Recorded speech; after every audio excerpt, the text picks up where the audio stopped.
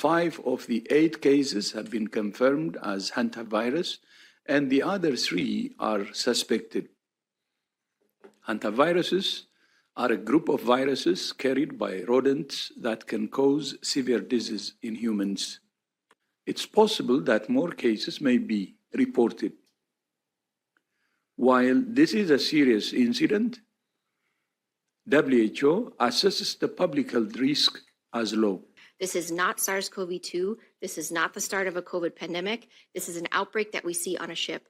There's a confined area. We have 5 confirmed cases so far. A deadly hantavirus outbreak is triggering global concern as the WHO chief urges countries to remain alert and exercise caution. With 3 patients already dead, the World Health Organization now warns that additional hantavirus cases could still emerge. Alarm bells are ringing worldwide, even as the UN health body insists this is not the beginning of another COVID-style pandemic. Hello and welcome to today's special press conference here at WHO on the hantavirus cluster linked to cruise ship travel. We're very glad that we were able to call this on a fairly short notice, and thank you for all of you joining us on this very short notice. My name is Christian Lindmeier, and I'll walk us through this briefing today. Let me first introduce the podium. First and foremost, in the middle, we have Dr. Tedros Adhanom Ghebreyesus, WHO Director General. Then to his right side is Dr. Maria van Kerkhoff, Acting Director for Epidemic and Pandemic Management. Next to her is Anaïs Legon, Technical Lead for Viral Hemorrhagic Fevers. On Dr. Tedros' left side, we first have Dr. Chikwe Ihekweazu. He's Executive Director for WHO's Health Emergency Program. And last but not least, on his left side is Dr. Abdi Mahmoud. He's Director for Health Emergencies, Alert and Response. We have a few other colleagues here, which I would introduce in case we come to them. Now, we will first hear from Dr. Tedros' opening remarks, and then we will go to the questions. Now, for questions, 2 things. First, please identify yourself clearly. We will not be able to take anyone who we cannot identify online. And second, we believe we will have a lot of questions today, and you are very curious, which is good.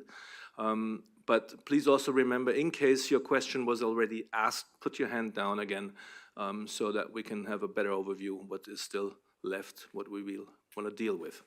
Now, with this, thank you very much, and handing over to Dr. Tedros.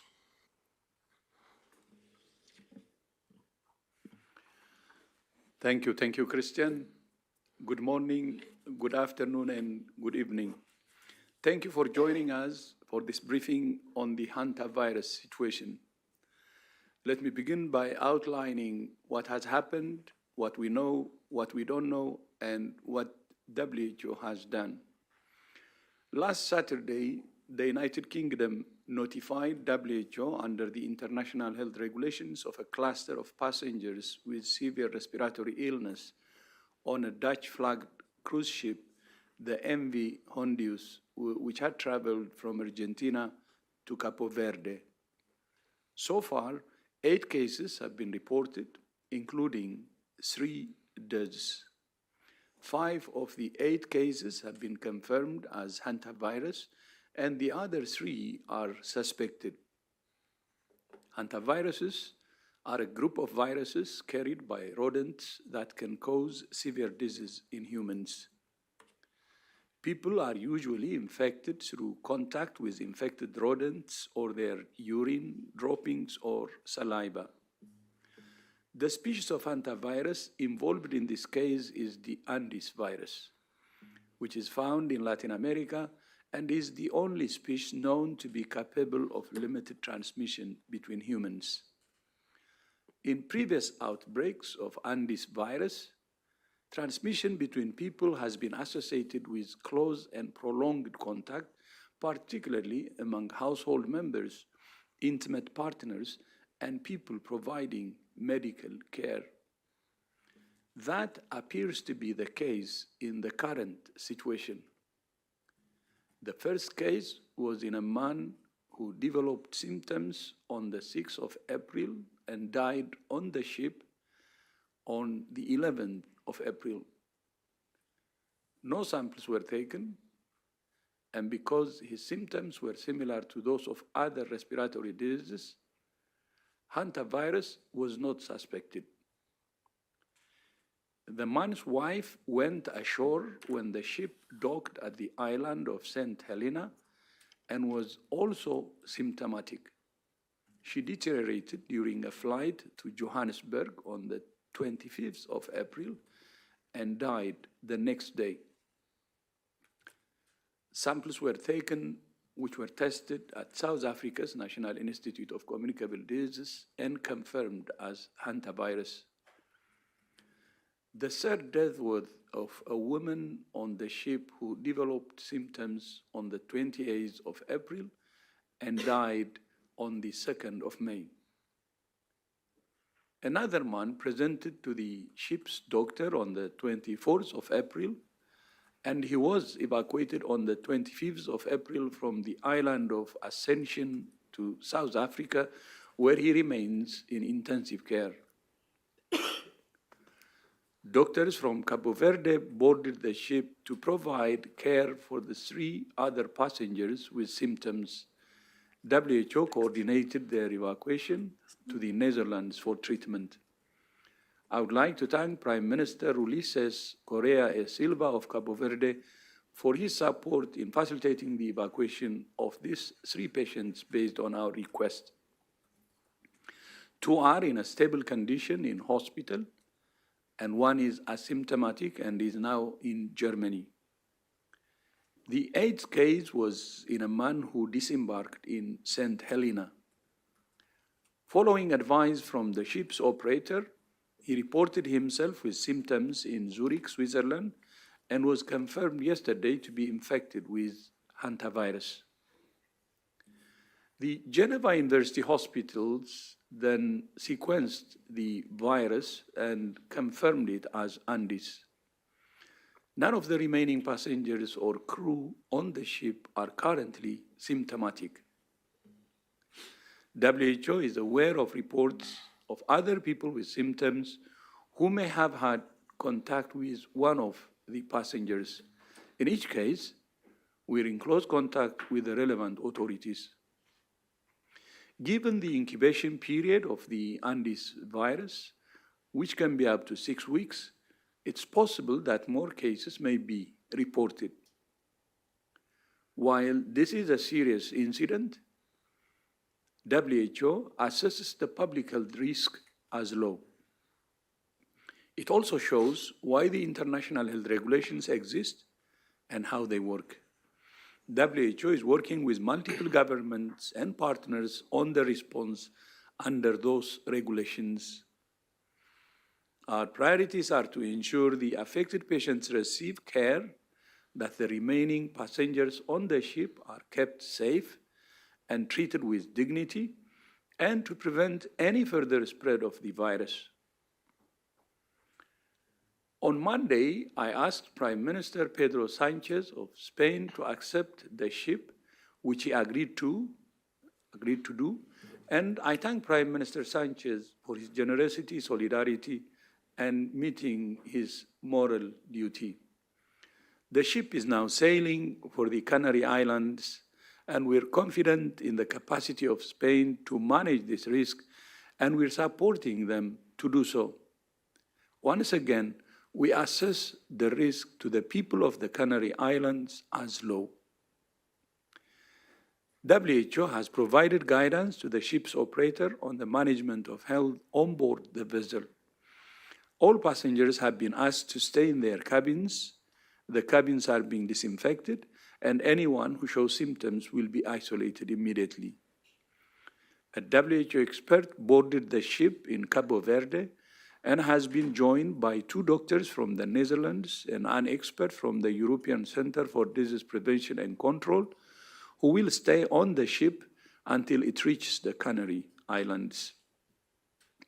They're conducting a medical assessment of everyone on board and gathering information to assess their risk of infection. WHO is developing step-by-step operational guidance for the safe and respectful disembarkation and onward travel of passengers and crew when they arrive.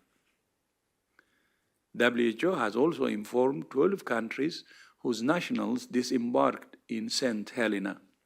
Those 12 countries are Canada, Denmark, Germany, the Netherlands, New Zealand, St. Kitts and Nevis, Singapore, Sweden, Switzerland, Turkey, the United Kingdom, and the United States of America. In addition, WHO is supporting health authorities in South Africa to follow up people who were on the flight from St. Helena to Johannesburg with the woman who later died. Meanwhile, investigations into the cause of the outbreak are continuing.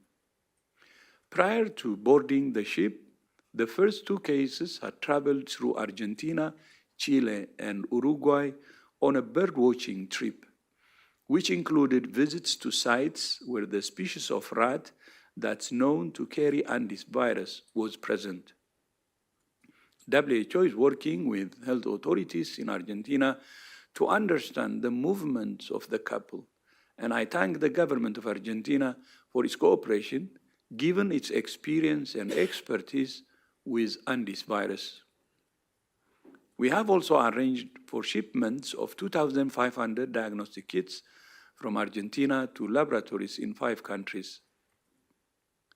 I would also like to thank the governments of Cabo Verde, the Netherlands, South Africa, Spain, and the United Kingdom for their close partnership and support. I also thank the many partners who have provided expertise, including the NICD in South Africa, the Institut Pasteur Dakar in Senegal, and the HUG here in Switzerland. And I would also like to thank the ship's operator for its cooperation and the passengers and crew who are going through a very difficult and frightening situation. I have been in touch with the ship's captain regularly, including this morning. He told me morale has improved significantly since the ship started moving again. I thank him for everything he has done to protect those under his duty of care. WHO will continue to work with all relevant governments and partners to provide care for those who are affected, protect the safety and dignity of passengers, and prevent onward spread of the virus. Christian, back to you. Thank you very much, Dr. Tedros. With this, we come now to the rounds of questions and answers. Again, please identify yourself clearly. Raise your hand if you want to ask a question. Then unmute yourself if called upon. And please also take down your hand in case your question has been asked and answered by one of the colleagues. Now, the first question goes to Spanish news agency EFE, Antonio Brotto. Antonio, please go ahead. Thank you, Christian. My first question is, in Spain, the central government and the regional authorities of the Canary Islands remain divided about the issue of the ship's stopover. So could you indicate what assurances the Spanish government has provided and what kind of assistance the WHO will provide once the ship arrives to Tenerife in this weekend? If I may, I have a second question about this Dutch stewardess that has been hospitalized today in Amsterdam. Do you have data on this case and how she may be infected? Did she travel in the same plane than one of the deceased from St. Helena to Johannesburg? Thank you. Thank you very much, Antonio. With the first question, we go to Dr. Abdi Mahmoud, Director Health and Emergencies Alert and Response. Thanks so much. Echoing again the appreciation of the excellent support from Spain leadership, the technical team, and all the actors included. In terms of our understanding, we do hear the concerns coming from the regional government, and as DG indicated, we are doing everything possible to understand the risk.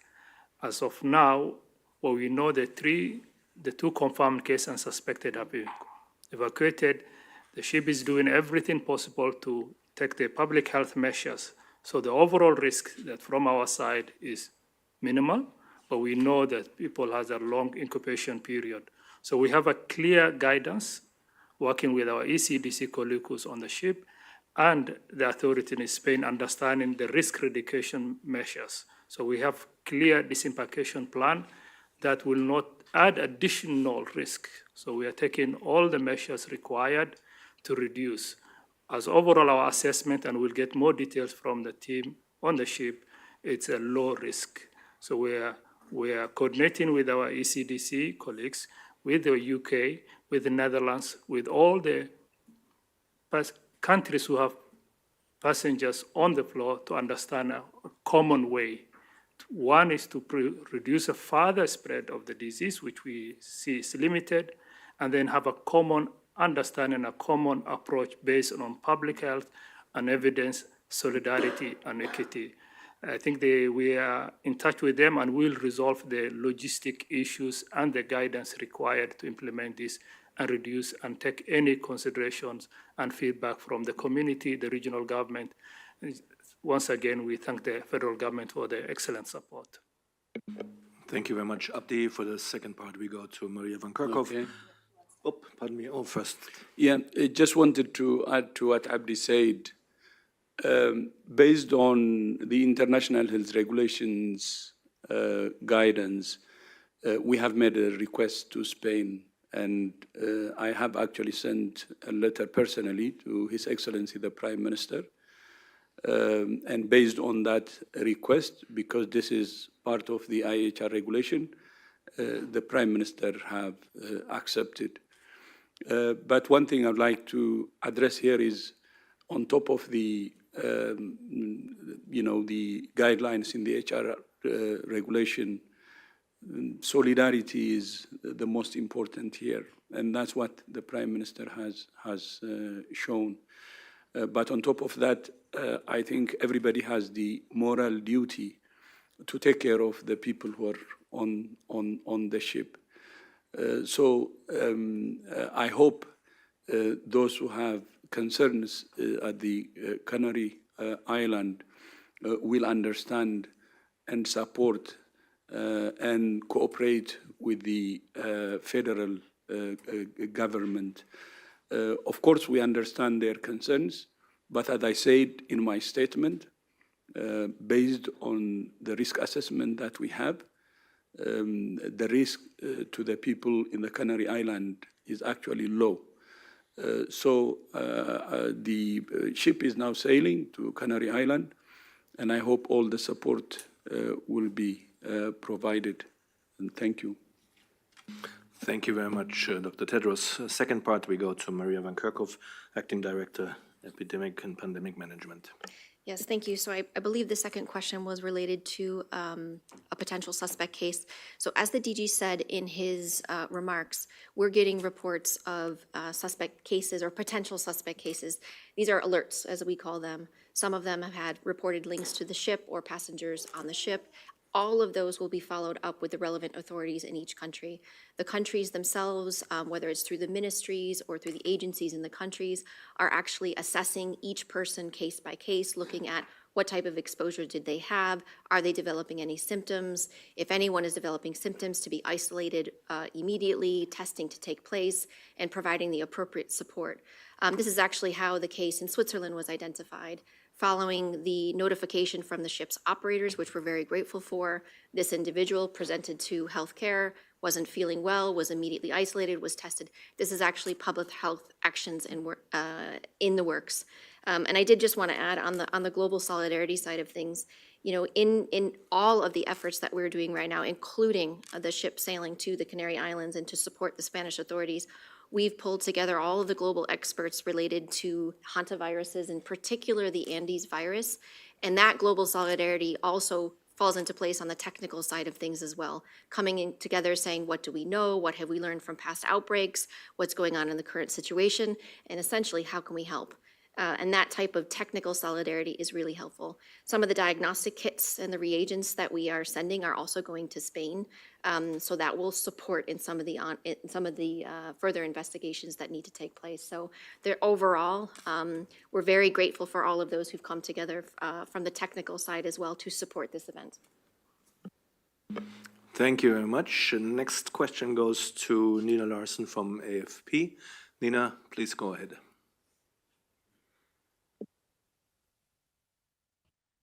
Yes. Hello, can you hear me? All well. Great.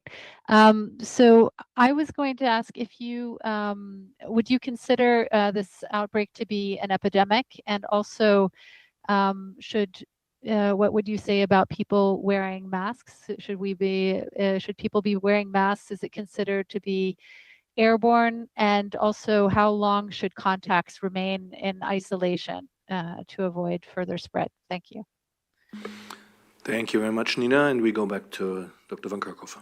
Yeah, so thanks, Nina. So what we have is, obviously the situation that's happening on the ship itself and the follow-up of the contacts of the passengers who disembarked in St. Helena. So far, as you've heard, we have 8 cases so far, 5 of whom have been confirmed, 3 who have sadly died. We have no further symptomatic patients who are on board, or passengers or crew on board, I should say, which is a good sign. But of course, there is a long incubation period of the Andes virus. We know on board they have taken some precautions to try to minimize the risk. What they have advised on board is disinfection of the rooms. They have confined people to their cabins and providing food and water. And they have asked, as a precautionary measure for anyone leaving their room, to wear a medical mask. We certainly advise people who are caring for those who are suspected of this Andes virus or hantaviruses to wear a higher level of personal protective equipment. That guidance has been given to the people on board, but also there are the 2 patients that are in hospital in the Netherlands, and there's a patient in ICU in South Africa. And I am very happy to say the patient in South Africa is doing better, and the 2 patients in the Netherlands we hear are stable. So that is actually very good news. So we have a situation that we are monitoring very, very carefully. These numbers may change. As we're doing follow-up, we may see some additional cases be reported, and that shows that the active follow-up is happening and that the testing is being done. What we know about transmission, and there's been a lot of questions posed to us about what is actually happening. What we do know is that the Andes virus, in previous outbreaks, there has been instances of human-to-human transmission, mainly among close contacts, either providing clinical care or people who have had close physical contact. And we believe that's happening and has happened in the case here on the ship as well, between the couple, the first and second cases, and also a medical doctor providing care. As you probably know, those who develop symptoms, those who go on to develop disease, sometimes develop very severe disease, which includes severe respiratory disease. So there may be some coughing, there may be some aerosolizing procedures that may be done. And of course, that's where we would require higher level care. So this is not COVID, this is not influenza, it spreads very, very differently. So there are different precautions that people are taking. So we are supporting the ship's operators in the mitigation measures that they are putting on board. And as we've said, we are working to have a proper and full disembarkment procedure step by step to support authorities in the Canary Islands for the next stage of the people who are on board. And Dr. Mahmoud, please. No, there was the second part of the question about whether this is an epidemic or pandemic and all the things going on social media. I just wanted to address the situation. What makes unique here is similarity crowded in a confined space. We had a similar situation in Argentina in 2018 to 2019 when a symptomatic individual attended a social gathering. So that led to a lot of people getting infected. So we are in a similar situation right now, a cluster in a confined space with close contact. Does that mean the rest of the world, this disease will spread? We had that outbreak in 2018 and it led only 34 cases. We may have similar cases from there. So I just want to show that if we follow public health measures, and the lessons we learned from Argentina now is shared across all countries what needs to happen in contact tracing, isolation, we can break this chain of transmission, and this doesn't need to be a large epidemic. It's in a specific confined setting where people are interacting in a prolonged close contact. So we feel it's quite familiar to the 2000 outbreak in Argentina, and we don't anticipate a large epidemic. With the experience our member states have and the actions they have taken, we believe that this will not lead to subsequent chain of transmission. But we need to be balanced, reasonable, supportive, solidarity in containing this outbreak in a difficult environment that's happening there. Been in the weeks after weeks there, it's difficult. So the solidarity required and the support, most of the people there, as DG said, are healthy individuals who are going with their lives. So is the public health measures able to break down the chain of transmission? And we believe this will be a limited outbreak if the public health measures are implemented and solidarity is shown across all countries. Yes, thank you very much, Christian. My question goes in the same direction, but a little bit further. We are 6 years out from the corona pandemic. This also started with very few cases, and you experts know how this is different, but we and our readers might not. I was wondering whether one of you can outline specifically how this is not comparable to the early days or weeks of the corona pandemic, and why the risks are lower than they were 6 years ago with corona. Thank you. Yeah, good comparison. Let's see if it is one. Dr. Van Kerkhoff, please. I'm going to start, and then I'm going to ask our expert here, Anais, to come in, because this is not coronavirus. This is a very different virus. We know this virus. Hantaviruses have been around for quite a while. There's a lot of detail that we know. I'm going to ask Anais to come in and say this, but I want to be unequivocal here. This is not SARS-CoV-2. This is not the start of a COVID pandemic. This is an outbreak that we see on a ship. There's a confined area. We have 5 confirmed cases so far. We completely understand why these questions are coming, and we are trying to provide all of the information that we can. That's why we're having a press conference here, to give accurate information, and we're grateful for all of those who out there who are asking these types of questions. But this is not the same situation we were in 6 years ago. It doesn't spread the same way like coronaviruses do. It's very different. It's that close, intimate contact that we've seen. And most hantaviruses don't transmit between people at all. Most hantaviruses are transmitted from rodents or their feces or their saliva, in their droppings, to people. And only this one particular virus, the Andes virus, which has been identified here, we've seen some human-to-human transmission. And again, I want to reiterate, the actions that are being taken on board are precautionary to prevent any onward spread. And so there's a lot that is being done right now to be able to try to minimize the risk even further. But I do want Anais to come in and provide a little bit. No? Okay. Oh, okay. Thank you. Thank you very much.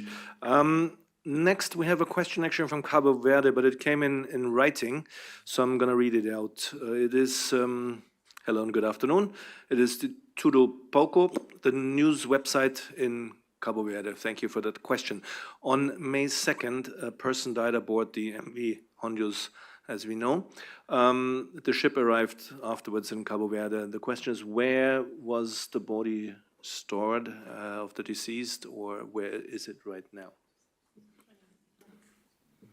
Yeah, thank you very much. So yes, in fact, you are correct. An older woman died on board. The ship's operators are making arrangements for the remains to be stored appropriately, carefully, and to make the onward movement of the remains in a dignified way. So the remains still are on board. We are in touch with the ship's operators about this and about any onward passage of the remains. So I think I'll just leave it at that. But yes, of course, and this is a reminder, these are people. These people have families and they have questions, but we're in contact with the operators about the safe storage and the onward movement of the remains. Thank you very much. Next question goes to James Gallagher from the BBC. James, please go ahead and unmute. It took a while for the pop-up to unmute to arrive. Thank you. My main question is, could you outline what you think is unusual about this outbreak, or does it fit entirely within what we would expect of hantavirus outbreaks? And related on that, could you draw on whether you think there is anything fundamentally different or shifting within hantaviruses at the moment? I'm just looking at the PAHO reports from the end of last year, citing increases in cases and in some countries lethality in South America. If you could draw on those as well, please. Great, James, thanks. And we go to Anais Legon next to me, technical lead on viral hemorrhagic fevers. Thanks a lot for the question. What is most unusual, obviously, is that we have a transmission in a boat, which I think that's the first documented to date with this particular virus. As mentioned by my colleagues before, a boat makes it a very specific environment for which we want to make sure that we have a good understanding on how the transmission has happened, and most importantly, to strengthen all the measures that my colleagues developed previously. There is no indication to date that there is something further unusual, but obviously the fact that it happened in a cruise ship with people from different nationalities and is something that we haven't seen before. Regarding your comment on the PAO report, the epidemiological situation related to hantaviruses in the Americas, you are right, a slight increase has been noted in few countries. Just to recall that this update covers all hantaviruses that are documented in the Americas, where most countries at risk have good surveillance system.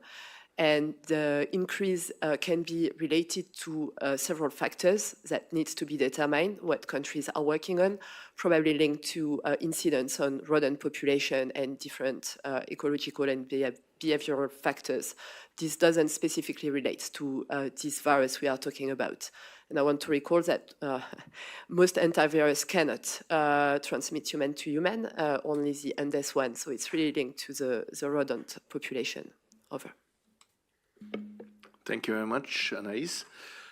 Next question. No, before I come to the next question, we have a long list of questions still, and we want to really get to everybody. So please try to limit your questions to one. I'm pretty sure many people want to ask the same questions anyway. So next question goes to Laurent Sierra from Swiss News. Now we come to Switzerland. Laurent, please go ahead.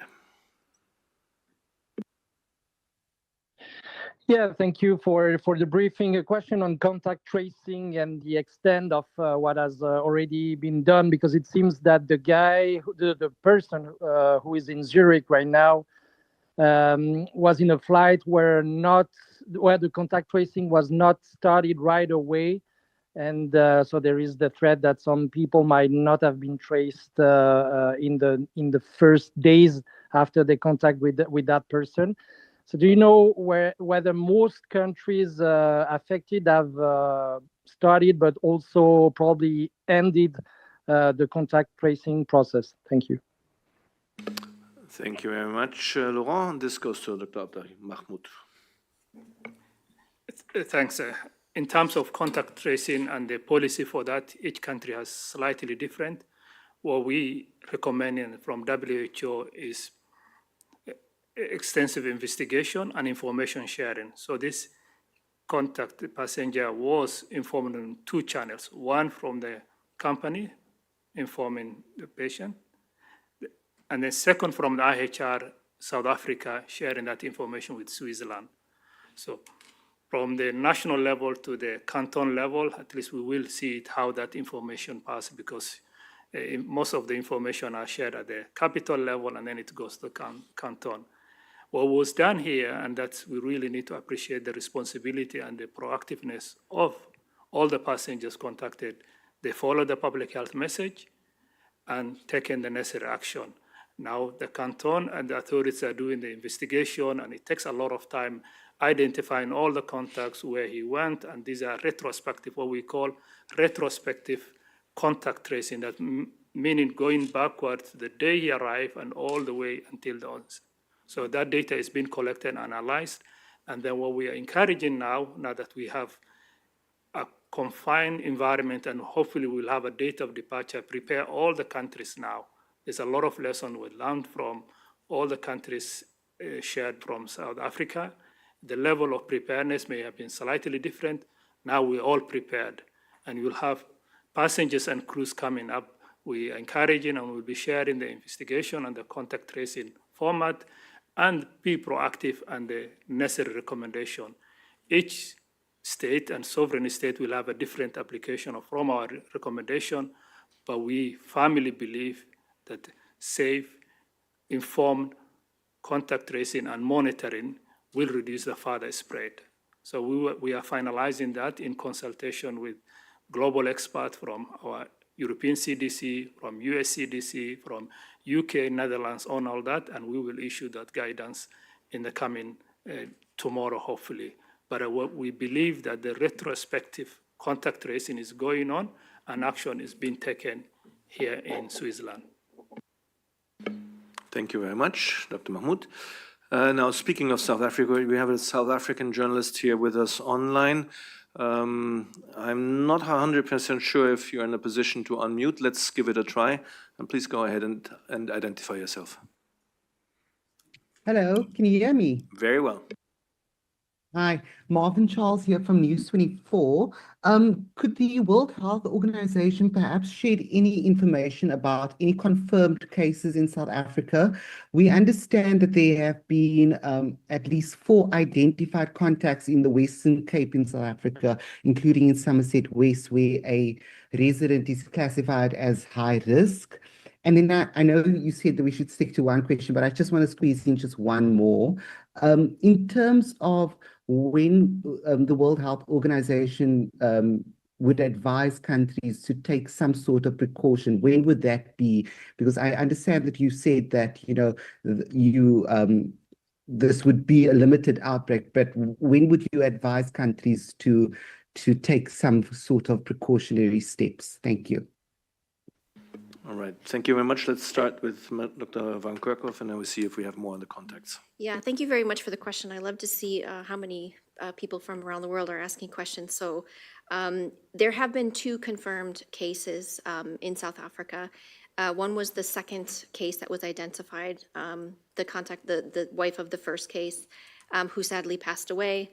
And then there is another case that is currently in ICU in South Africa, and this person is doing better, as we understand. We are working with the health authorities in South Africa, also NICD and others, on the contact tracing. They're taking the lead on the contact tracing. Really want to thank them for the thorough job that they have been doing.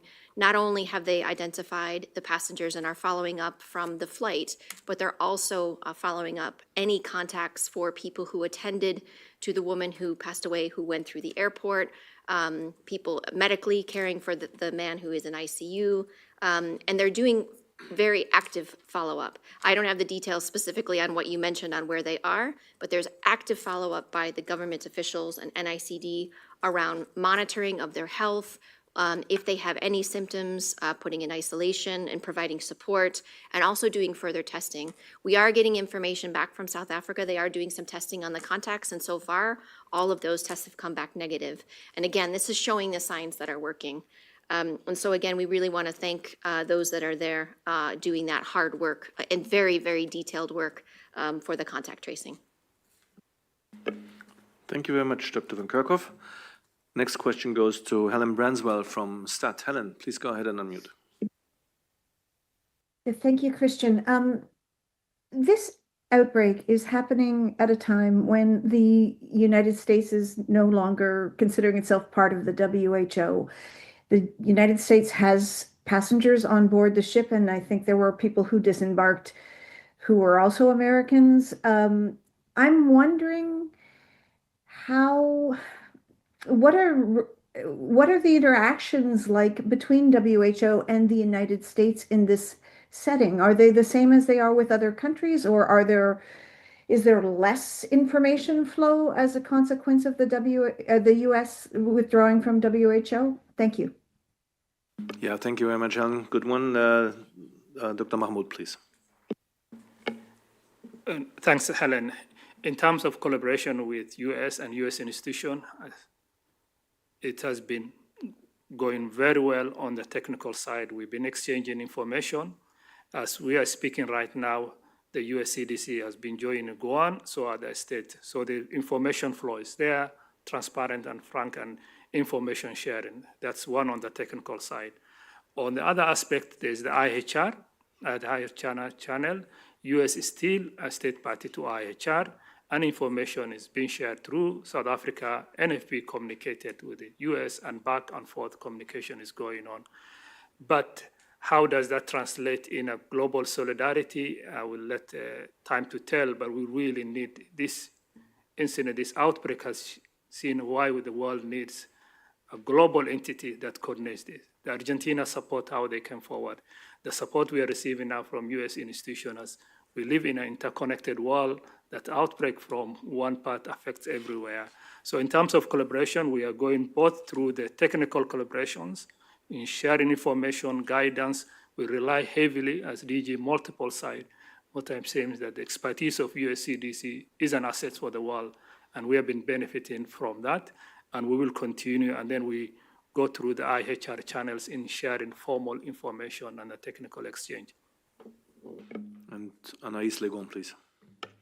Yes, I just would like to emphasize the excellent collaboration on a technical standpoint to date with my counterpart at the US Center for Disease Control. And this includes sharing of technical assessment, discussion about, very specific aspects, and sharing regularly what is known and what is not known.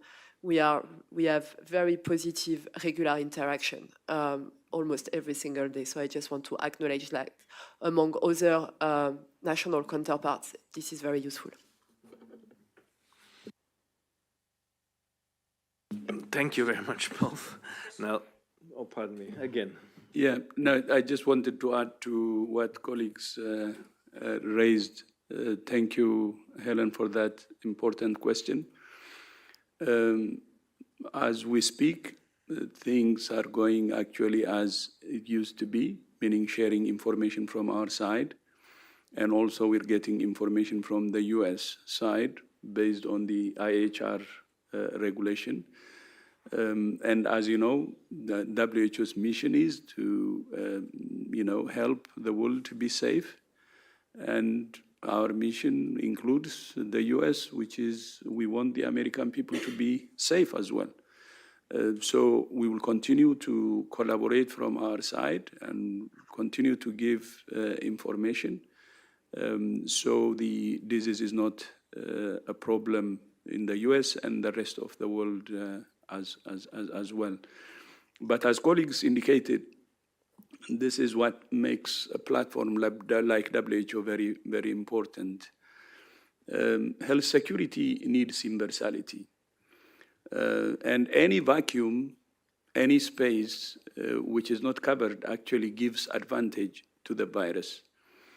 And the best immunity we have is solidarity. So because of the event that's happening now, and both Argentina and the US are affected, I think they will reconsider their decisions because they can see how important universality is for health security. Because viruses don't care about our politics, and they don't care about our borders, and they don't care about all the excuses that we may have. So I hope this could be a good lesson for the whole world, because solidarity is our best immunity. I repeat. Thank you. Thank you very much, Dr. Tedros. Then now we go to Ireland, to Neil Michael from the Irish Examiner. Neil, please go ahead and mute.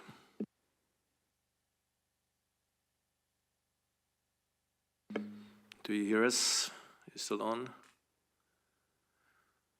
Neil, if we can't grab you right now, then we go on to NPR, Gabriel Emmanuel. Gabriel, please try, and we'll come back to Neil afterwards. No? Oh. Hi, yeah. Here you go. Thank you so much for doing. Thank you for doing this. I wanted to follow up on that point about the U.S. Engagement here. Typically, my understanding is we would have had press conferences and health alerts and other information coming out of the US CDC and NIH. We haven't had that, and I'm wondering, you say they're participating in terms of a technical capacity. Have they sent a team over like would typically happen? Can you get into some more specifics about what is is missing or what is different about this situation now that they have left? Thank you. Thank you very much, Gabrielle. And we go to Dr. Abdi Mahmoud. Or Dr. Chikwe Kwazao first. So thank you very much. Our colleagues have explained in detail the collaboration with the US CDC in the response that we have managed on behalf and in collaboration with many countries around the world. And we're very grateful for that. How many teleconferences they hold to the people in the US is obviously the responsibility of the US and the US CDC, and we'll leave that responsibility to them. But however, to highlight one thing, one of the core requirements of the IHR 2005 is for countries to build the core capacities that they require to do the work that we do. And in this response, we've really seen the output of that. The institutions across the world and the collaboration between them, from South Africa, the UK, Spain, Netherlands, Cape Verde, the national public health institutions, the national public health officials have really worked together with each other, supporting each other, sharing information, sharing reagents, sharing knowledge to respond rapidly to an emerging situation. So I think in all of this, we see the value of one, the IHRs and what it stands for, and secondly, the implementation of the IHRs, both in real time, but also in the longer term capacities that countries have built around the world. And it is on that we build this universality that our Director General just commented on. One is the principle of universality, but secondly is the implementation of it through the institutions that represent that in all the countries around the world. Back to you. And now Dr. Mahmoud, please. Dr. Tedros and Dr. Chikwe has covered the main point. I just wanted to answer there so that we have clarity. And it repeats again to the other question, is this pandemic, is epidemic, and how we deal with it, and how US institutions like USCDC is dealing. These are limited epidemic confined in a cruise ship. Idea of sending messages across the world and panicking everyone is not required. And I think I want to take those with the contacts and the passengers in the US being contacted and traced. We believe so. And we haven't formally heard from that, but informally, we're aware that rightful action is being done. So there's no need of panicking the entire population there and creating this, the largest epidemic is going to happen. So I just want to take this opportunity when we look at comparing institutions and that is, are there public health action being taken in each of the countries where NFP South Africa has shared? Yes. Are we getting feedback? Yes. And each country will have a different approach how they deal with it, and that's their own. So I just wanted to take that point answering the specific question, how is USCDC, why is no alert being sent? Because what we have there are passengers who are contacts who went back to the US who are now currently being traced by the local authority, sharing information to USCDC, and hopefully through the IHR channel, sharing back information to WHO. Thank you very much, Dr. Chikwe, Dr. Abdi. Next question, we try again with Neil Michael from the Irish Examiner. No? Has dropped. Then we go on to Janice Koo from Bloomberg in South Africa. Janice. Hi, thanks very much. I wanted to find out how long does it take to get the lab test results for the Andes virus currently, and is a specific assay needed? Just related to that, and some clarity on an earlier question, the KLM flight attendant who had contact with the second patient who died, that flight attendant's been hospitalized in the Netherlands, and I was wondering, is she symptomatic, and when can we expect to know her test results? So first was about time, and then, yeah. Dr. Anaïs Legault. No, doctor. Thank you. Yes, this is a very important question about how long the tests are performed. So the PCR is a technology that is being used, and countries are scaling up their capacity to ensure there are the adequate reagents. As you know, this is not a very common virus.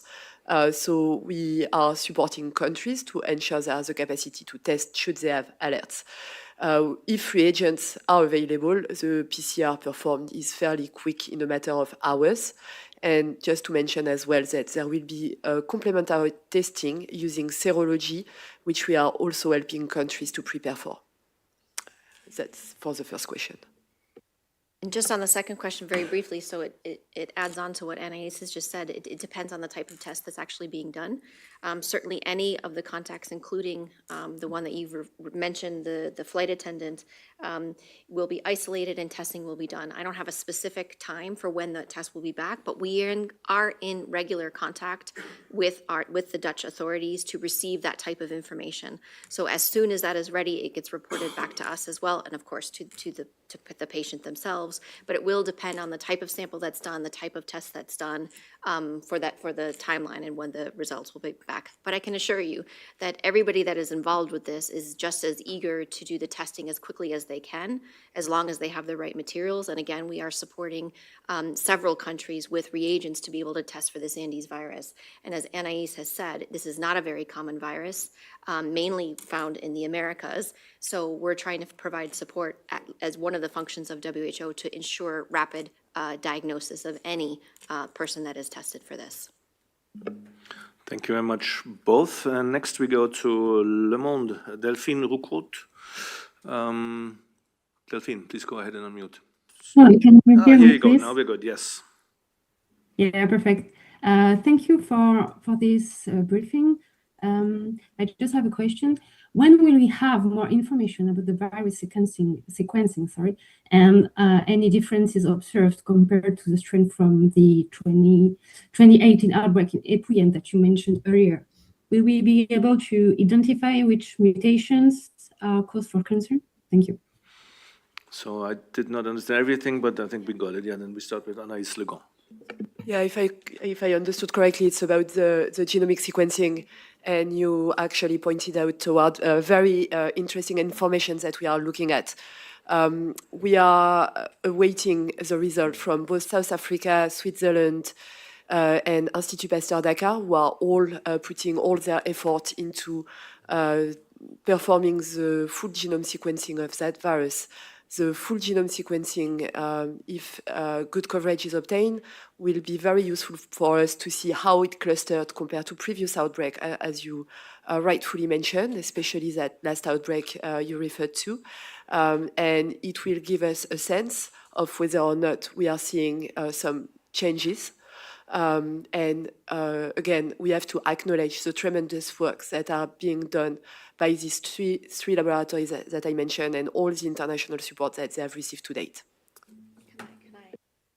Just want to add to that because I think, again, this is another example, of having rapid sequencing being done by these three labs who are really exceptional labs. But the sharing of sequence information, particularly when you have outbreaks like this, can provide a tremendous amount of detail. And this is important every event that we have. Not only are they doing this work as rapidly as they can, but we have pulled together expertise in Andes viruses, and they will be debating, of course, what they see there and comparing with the other sequences that have been shared. We discussed this a lot up on this panel here, and we've been discussing this a lot with the pandemic agreement and the PABS annex that people have been discussing, the critical importance of sharing information, but not just that, actually bringing together people to do that risk assessment. What does it actually mean? So from the information we have so far, and they're still doing the sequencing, we haven't seen anything unusual, but that's why we bring together the best minds to be able to do that. And again, that includes people from Argentina who have specific experience with this particular virus, and now we will have more people around the world. So as soon as we know, and as soon as that analysis is done, of course, we will share that information as necessary. Thank you very much, both. Now we move back to Germany. Deutsches Ärzteblatt, Valentin Frimmer. Valentin, please go ahead and unmute.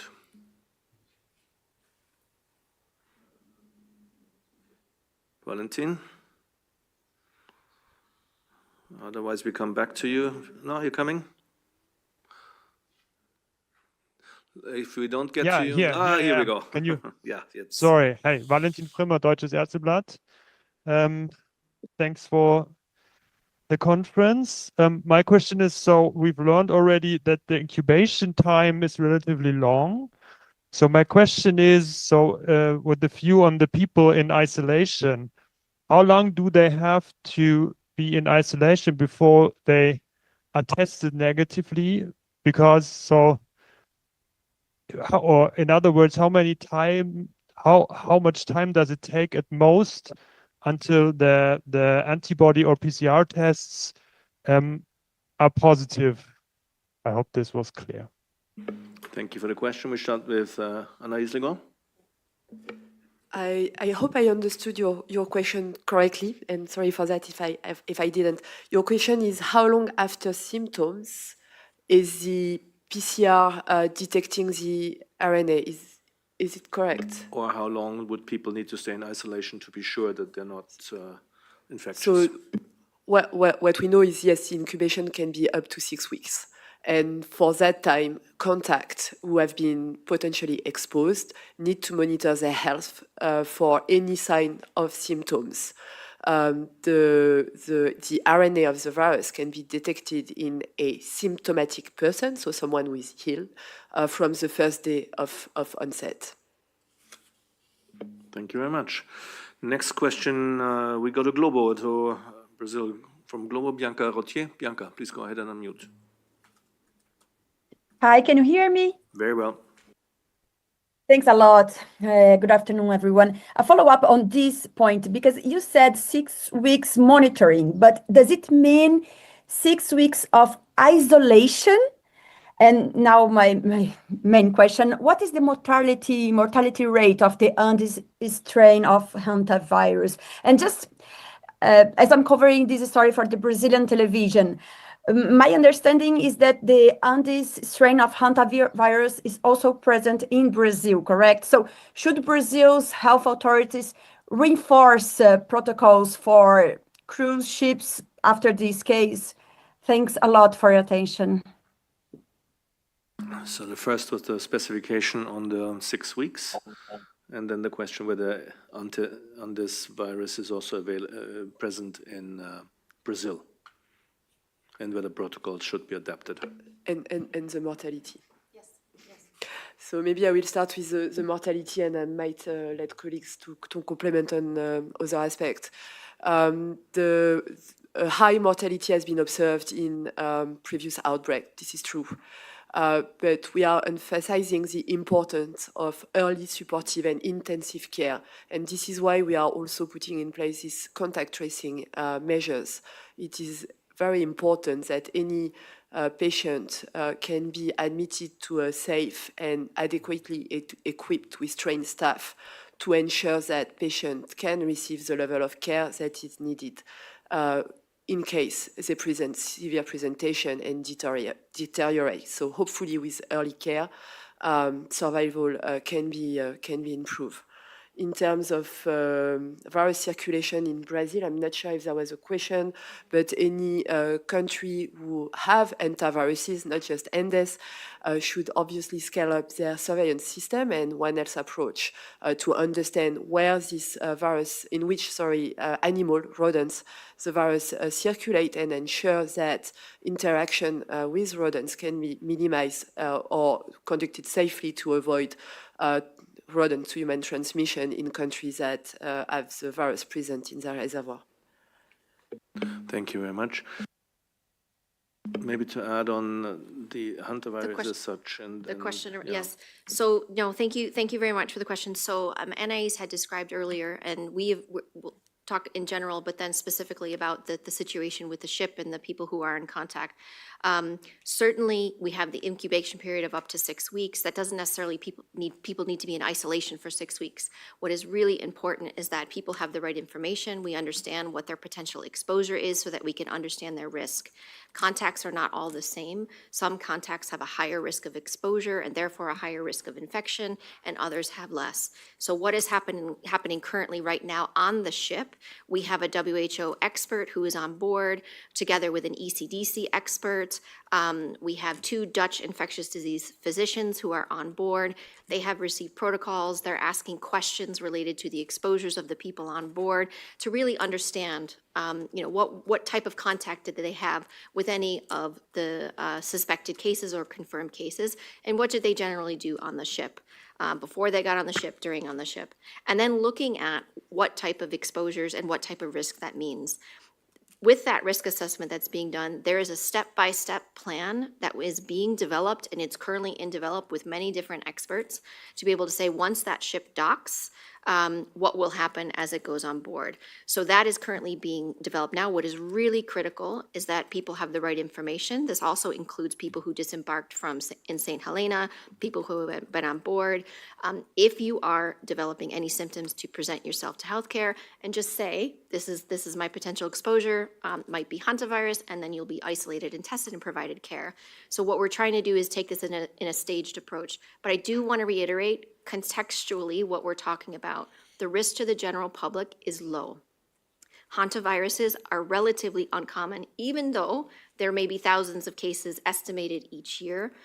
This is a particular situation where we are monitoring. I think it's great. We're raising awareness about hantaviruses in general. It's great that countries are paying attention to this, and hopefully governments and increasing their surveillance efforts and really critically using this One Health approach, because it is predominantly in rodents, and that's how people get infected. So this is why, as Chikwe has said before around the IHR, the core capacities in countries for early detection, good surveillance, having good public health systems is critical. So whatever is circulating there, we have the right facilities in place to keep people safe. Thank you very much. And Dr. Mahmoud? Just a small clarification on the question was isolation, and WHO, not to be pedantic about the use of word, isolation are confirmed cases who are symptomatic. So I just wanted to put in context. And then the second, the context people who've been exposed to infectious, we are recommending right now active monitoring. What does that active monitoring means?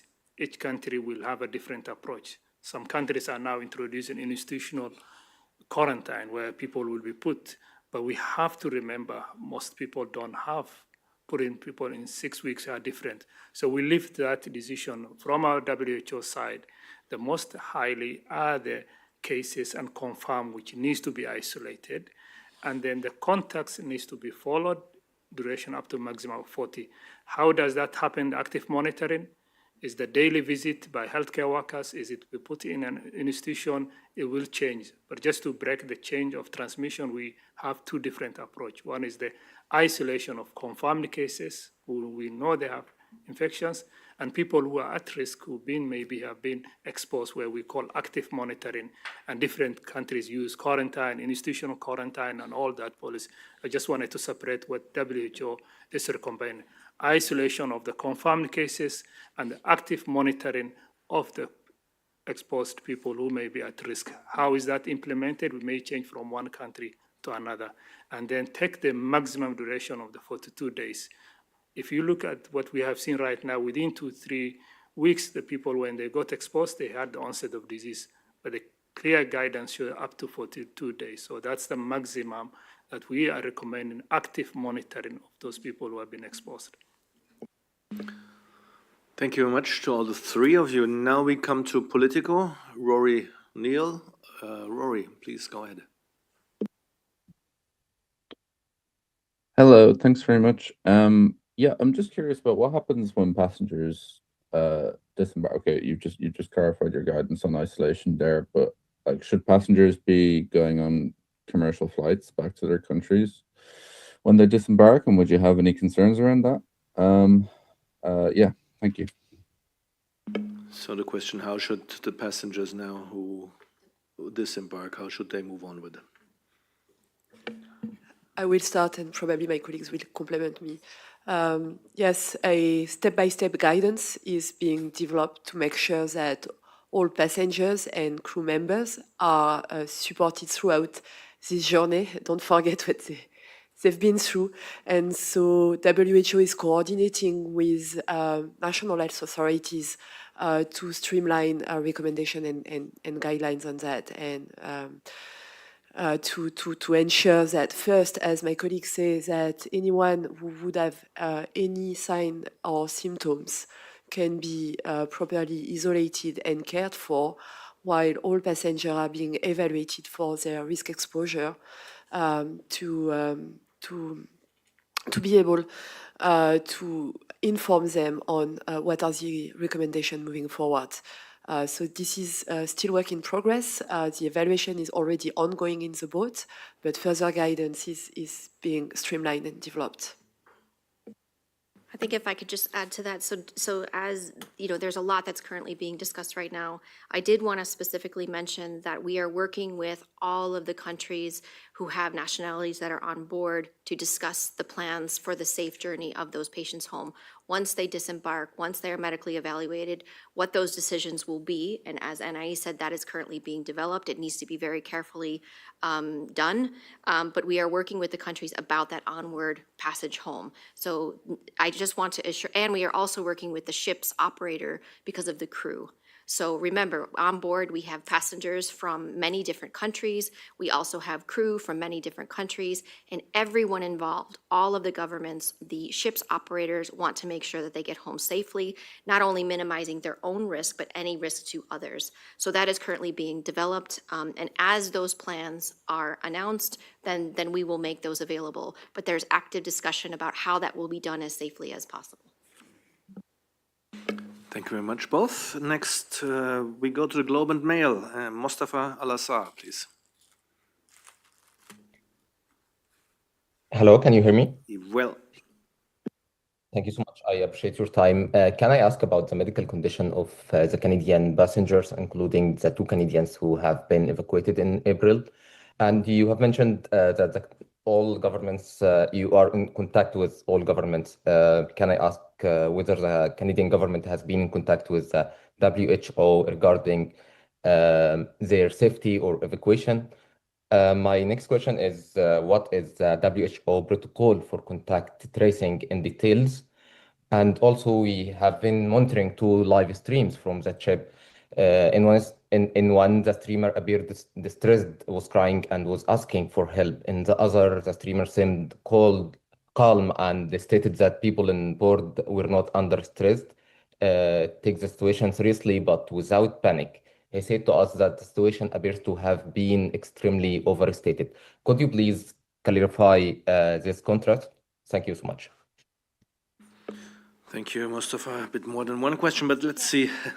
I heard 3. I'm not sure if I got the first question, which I think was related to Canadians if we're working with the Canadian government. We are working with all of the governments. I mean, this is what WHO does, right? We are a member state organization, and we work with all governments, and they are working with us as well about the people who are on board. I think your last question, I didn't get the second question, but I think your last question was around the passengers who have either live streamed or said that they were under some distress on the ship. Yes, we've seen videos, we've seen that video, and in fact, in some earlier interviews, I was trying to address directly the passengers that are on board because we hear them. As you know, the DG has been in contact with the ship's captain several times and discussing, you know, the captain is doing the best that he can to provide the right and appropriate duty of care for those people who are on the ship. We hear them. We are working with many, including, you know, everybody on board to ensure not only do they have medical support, and that's why there are 2 additional infectious disease doctors from the Netherlands on board, but also providing some psychosocial support as well. This is quite frightening for those who are on board. They want to have the right information and regular information about what's happening. Our understanding right now is that the morale has improved because the ship is moving and plans are being made to get them safely to shore and for their onward journey home. So yes, we have heard that, and I think what you highlight here and what I would like to emphasize is that it's not only the clinical care, but it's also care for people's mental health. And it's really about making sure that they have good information so that they can take action, because of course there is a worry on the ship, but we understand there's also a worry out there. And again, this is why we're trying to answer questions, to just put this into context of what is actually happening. And again, the risk to the general public is low. Thank you very much. And I think, although we have still many questions left, we are ready to take one more, and that one goes to Sarah Nui from The Telegraph. Sarah, please go ahead.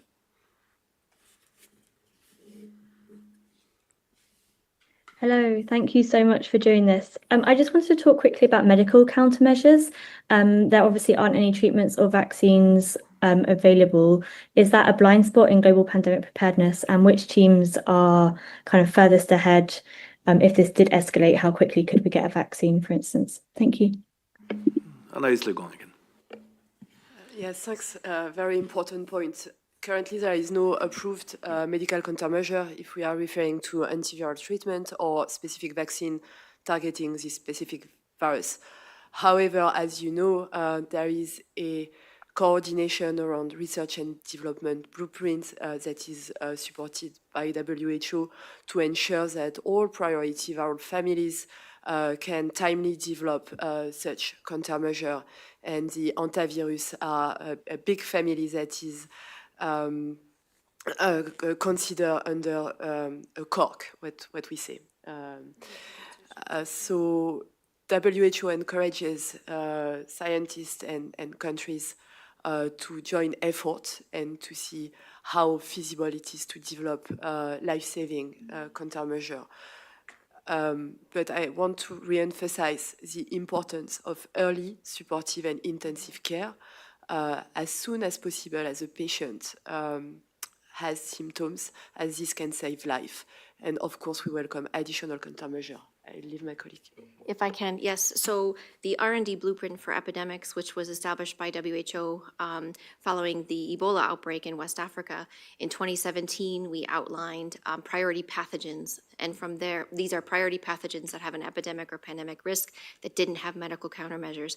And a lot of work has happened over the last almost 10 years related to the development of better diagnostics, better therapeutics, better vaccines for pathogens that we know have a risk. Recently, the R&D blueprint has moved to more of a pathogen family approach so that we take a more holistic view of how research is done to advance, what could be done ahead of time, ahead of that next outbreak, ahead of that next pandemic. We benefited from that from COVID, for the work that was done on SARS and on MERS and on RNA technology. And this is what we want to continue to see. So that investment in research, that investment in innovation, the investment in the coordination of people who are working on this. We're very grateful for that from a technical point of view, the work of CEPI, the work of many others who are advancing this type of work. But that needs a regular attention, regular investment, and also follow-up. So what are we learning? What actually needs to be done? So the R&D blueprint is working very hard on many different types of pathogens with epidemic and pandemic potential. And as Anaïs has said, this is one in a family of viruses where this approach is being taken. So those of you who are out there who are doing research in this area, thank you very much. Those of you who are out there who are funding research in the area, please continue to do so because it is urgently needed, because we are always preparing for the next outbreak, the next epidemic. And I want to reiterate again, this is not the start of an epidemic. This is not the start of a pandemic, but it is a good opportunity to say that investment in pathogens like this are critical because therapeutics, diagnostics, vaccines save lives. Thank you very much. Before I hand to Dr. Tedros for closing remarks, let me just say, any further questions, please send to us, thanking the panel. And then now over to Dr. Tedros.